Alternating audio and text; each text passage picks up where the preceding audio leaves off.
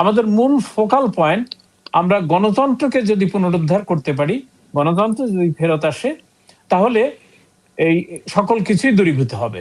এই সেমিনারে কি হবে? আপনারা সেমিনারটির নাম দিয়েছেন সেফ বাংলাদেশ ডেমোক্রেসি, রাইট? জি জি, মানে কি বলতে চান এখান থেকে? ডেমোক্রেসি ইজ দি টার্ম, যেটা হচ্ছে যে এটা একটা আমব্রেলা। সেই আমব্রেলা যদি থাকে, সেখানে জনপ্রতিনিধি নির্বাচন করার, জনগণের যে মতামত প্রতিফলিত হওয়ার যে সুযোগটা থাকে, সেটা গণতন্ত্রের প্রধান উপজীব্য। এরপরে যেটা হচ্ছে যে, যে দেশে গণতন্ত্র নাই, আমরা গত 18 মাসে যেটা দেখছি যে বাংলাদেশে মানবাধিকার চরমভাবে লঙ্ঘিত হচ্ছে, বিশেষ করে বিরোধী রাজনৈতিক দল আওয়ামী লীগের উপরে, সংখ্যালঘু সম্প্রদায়ের উপরে, সাংবাদিক, বুদ্ধিজীবী, কবি যারা সেকুলার তাদের উপরে, এবং যারাই এই সরকারের সমালোচনা করবে তাদের উপরে এই নিপীড়ন, নির্যাতন চলছে। এটাও ডেমোক্রেসির একটি পার্ট। সুতরাং আমরা বলি যে press of freedom, press freedom of assembly, freedom of speech, এর কোনোটাই বাংলাদেশে নাই।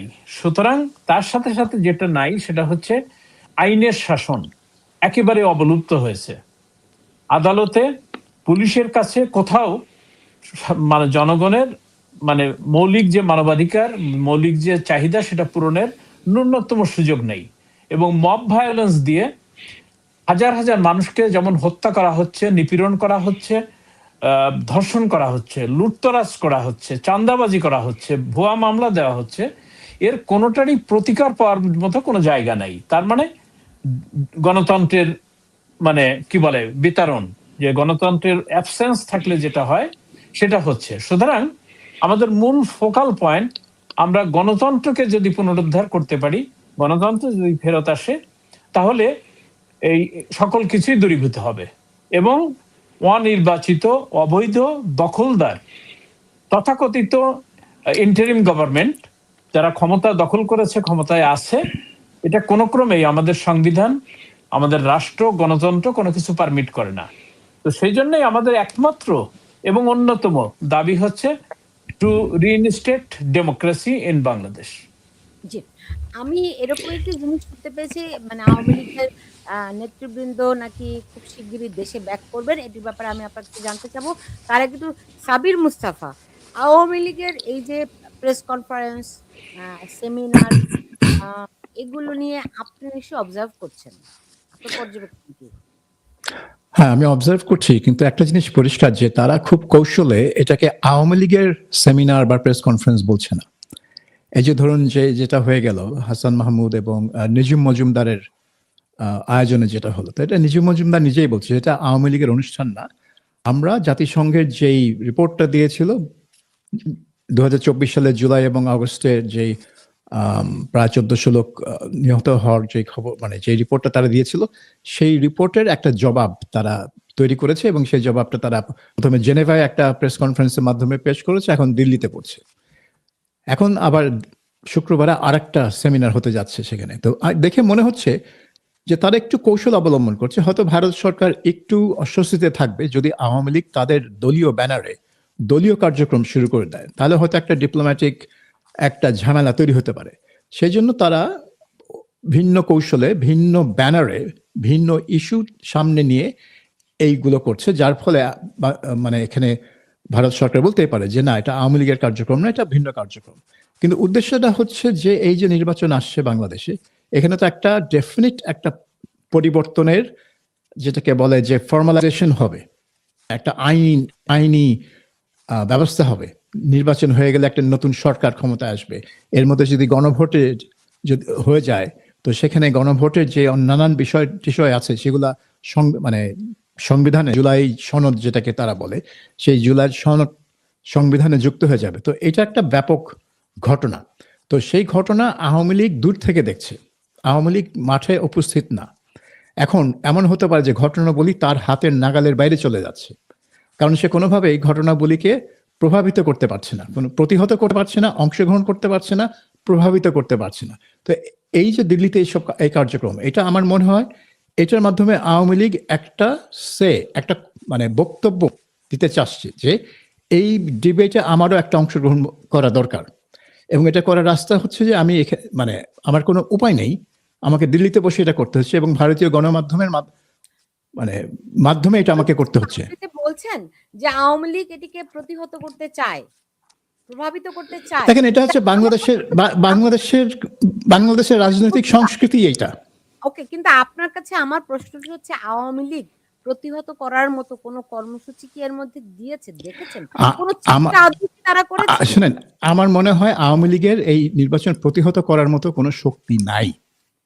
যদি থাকতো তাহলে তারা মাঠে নামতো, যদি নাই বলেই তাদেরকে মাঠে দেখা যায় না, এটা একটা সত্য কথা। যদি আওয়ামী লীগের অস্বীকার করে তাহলে আমার কিছু বলার নেই, কিন্তু আওয়ামী লীগের সেই সাংগঠনিক শক্তি এই মুহূর্তে আমরা দেখি না বাংলাদেশে কিছু করার।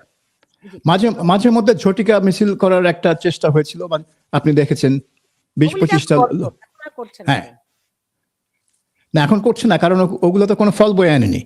সো আমার মনে হয় এই যে সেমিনার, এই যে প্রেস কনফারেন্স, এটা হচ্ছে আওয়ামী লীগ ভিন্ন একটা পথ দিয়ে এই ডিবেটে, এই আলোচনায়, এই প্রক্রিয়ায় নিজের একটা অবস্থান সৃষ্টি করার চেষ্টা করছে।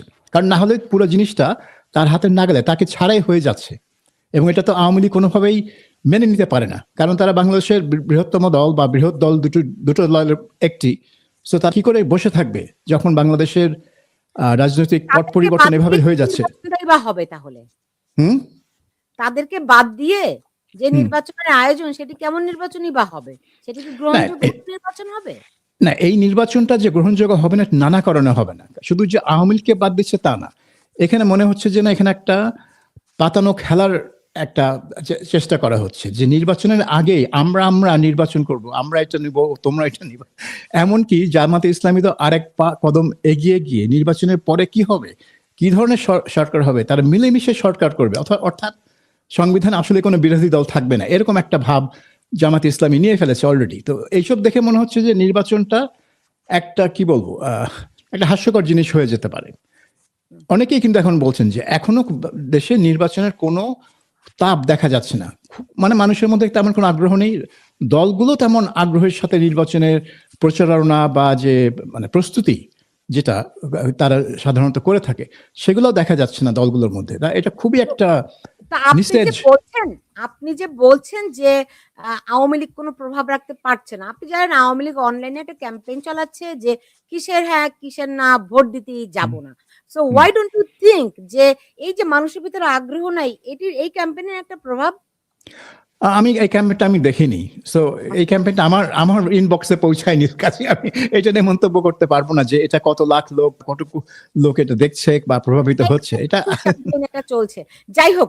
কিন্তু সাবির মুস্তাফা, আপনি যে বলছেন যে আওয়ামী লীগের প্রভাব রাখার মতো সক্ষমতাই নাই, সাংগঠনিক শক্তিই নাই, এই কথাটি যখন বলেন তখন আমি ধরেন মোহাম্মদ আলী সিদ্দিক ভালো বলতে পারবেন, কিন্তু শেখ হাসিনার সঙ্গে সাম্প্রতিক সময়ে দেখা করেছেন এমন অন্তত ৩-৪ জনের সঙ্গে আমার কথা হয়েছে, তারা প্রত্যেকেই বলছেন তিনি অত্যন্ত আত্মবিশ্বাসী, অত্যন্ত মানে আগের যে কোনো সময়ের তুলনায় উনি নাকি এখন কনফিডেন্ট, যারা তাকে ইন পার্সন দেখেছে তার কথা শুনেছে। ফলে যদি সাংগঠনিকভাবে তার কোনো দুর্বলতা থাকতো, যদি প্রভাব রাখতে না পারতো, তাহলে তো তারকে বিমর্ষ লাগার কথা। তাকে এত ইভেন তিনি নাকি খুবই হাস্যোজ্জ্বল, বলবো না কারণ দেশে এরকম একটা পরিস্থিতি, উনি হাস্যোজ্জ্বল, উনি খুবই স্বতঃস্ফূর্ত, মোর কনফিডেন্ট। আচ্ছা, শেখ হাসিনার সেলফ কনফিডেন্স নিয়ে কখনো কোনো প্রশ্ন কখনোই ছিল না, এমনকি আমরা যদি দল এরকম নাজুক অবস্থায়। আচ্ছা শুনেন, আওয়ামী লীগের আত্মবিশ্বাসের একটা পরিচয় তো আমরা দেখলাম 2024 সালের জুলাই মাসে, যখন দলের সাধারণ সম্পাদক বললেন যে আন্দোলন দমন করতে ছাত্রলীগই যথেষ্ট, এবং তারপরে আমরা দেখলাম কি হলো, ছাত্রলীগই এই হচ্ছে তাদের আত্মবিশ্বাসের নমুনা। সো এই আত্মবিশ্বাস নিয়ে আমি কিন্তু কনভিন্স না যে, দেখুন আপনি, আমার মনে হয় কি আপনি একটু আরেকটু গভীরে গিয়ে যদি বলতেন, কারণ হচ্ছে গিয়ে আমরা তো এখন গত 1.5 বছরে 18-19 মাসে আমরা তো এর মধ্যে জেনে গেছি যে আওয়ামী লীগের কর্মীরা মাঠে মানে প্রস্তুত ছিল, কিন্তু তাদের মাঠে নামার কোনো নির্দেশনা ছিল না, ফলে তারা কিন্তু কেউ মাঠে নামেনি। 5 থেকে 10 লাখ কর্মী তাদের ঢাকা শহরে হাজিরা ছিল, কিন্তু তারা মাঠে নামেনি, কারণ তাদেরকে ওই নামার নির্দেশনা দেয়া হয়নি। এটা তো আমরা এখন কম বেশি সবাই জানি। না জানি না, এগুলো আপনাদের বলা হচ্ছে, এই গল্প এখন ফাঁদা হচ্ছে। ইয়েস, ও রিয়েলি? আপনি দেখেন বলেন না যে এটা একটা ফ্যাক্ট, আমি জানি এই গল্প ফাঁদা হচ্ছে, আপনি সেটা বিশ্বাস করছেন। ও আপনি বিশ্বাস করছেন না কারণ আপনার আমি কাছে বিশ্বাস আমি বিশ্বাস করছি না। আমি আমি বিশ্বাস করছি এই কারণে আমার কাছে যথেষ্ট তথ্য প্রমাণ এগুলো আছে।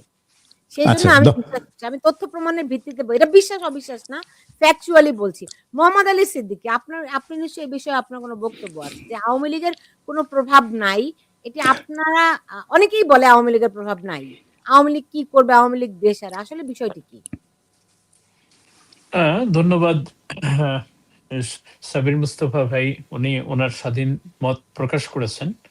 আমি যে কথাটা বলতে চাই সেটি হচ্ছে যে 24 জুলাই আগস্ট তো কল্ড অভ্যুত্থান, এই অভ্যুত্থানে যে হত্যাযজ্ঞ তারা করেছে স্নাইপার রাইফেল দিয়ে 6.72, এবং সেটার বহু আত্মস্বীকৃত মানে গল্প আমাদের সামনে আছে।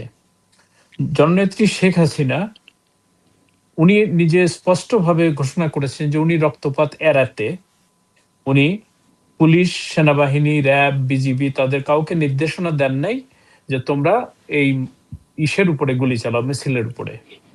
অন্তর্ঘাতমূলক কার্যক্রম যারাই মেটিকুলাস ডিজাইন করেছে তারা ভিতর থেকে স্নাইপার রাইফেল দিয়ে বা অন্য কোনো পদ্ধতিতে গুলি করেছে, যার বহু ক্লিপ, ভিডিও ক্লিপ আমাদের কাছে আছে। উনি রক্তপাত এড়াতে উনি দেশ ত্যাগ করেছেন। অনেকে যে শব্দটা ব্যবহার করেন যে উনি পালিয়েছেন, শেখ হাসিনা পালানোর মানুষ না, উনি পালান নাই এবং পালানোর প্রশ্নই ওঠে না। দিনের আলোতে সেনা তত্ত্বাবধানে বিমানে করে, হেলিকপ্টারে করে উনি পার্শ্ববর্তী দেশে অবস্থান করছেন। ওনার যে কোটি কোটি নেতাকর্মী আছে, আপনারা অবশ্যই সেটা আস্থায় নেবেন যে আওয়ামী লীগের জনমত এখন 70% উপরে। এই জনমতকে আমি যদি আমলেও না নেই, সর্বশেষ নির্বাচনে 48% ভোট পাওয়া একটা দল, তাদের ভোটার, তাদের কর্মী এবং নেতা, এটা মিলিয়ে তারা চাইলে যে কোনো সময় লক্ষ লক্ষ মানুষের সমাবেশ ঢাকা শহর কেন যে কোনো জায়গায় ঘটাতে পারে।